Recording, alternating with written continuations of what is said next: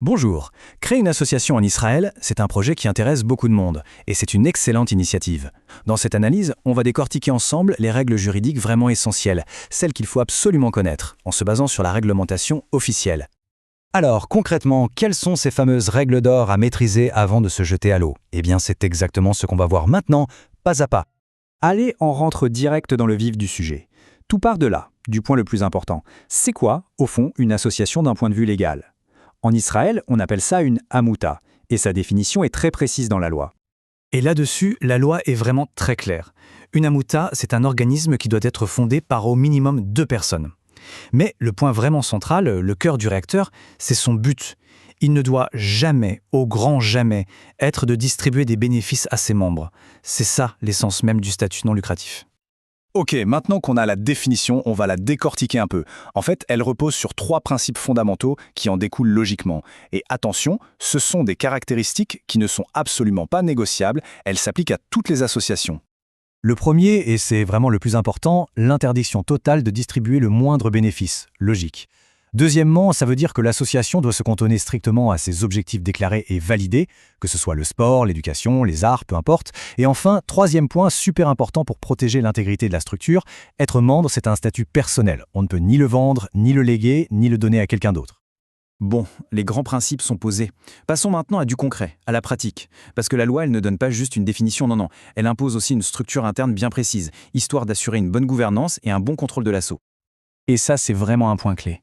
La loi est formelle. Chaque association, sans aucune exception, doit avoir 3 organes principaux. Ce n'est pas une option, c'est une obligation légale pure et simple.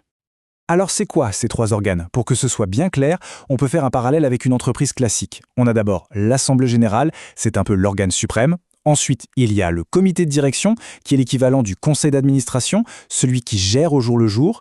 Et pour finir, le comité de vérification. Pensez à un comité d'audit, de contrôle interne. Cette structure en 3 parties, elle est là pour garantir un bon équilibre des pouvoirs.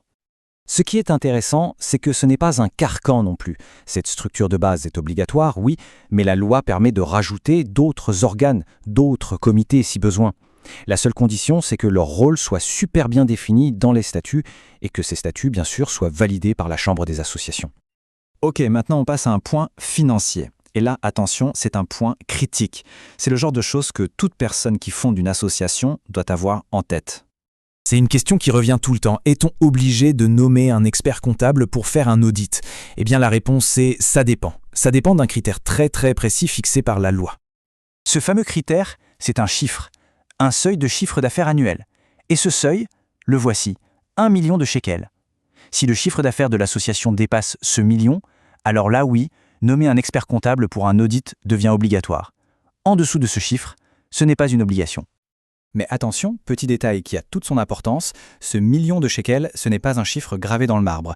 Il est mis à jour tous les ans, indexé sur le coût de la vie. Du coup, il faut absolument vérifier le montant exact en vigueur au début de chaque année.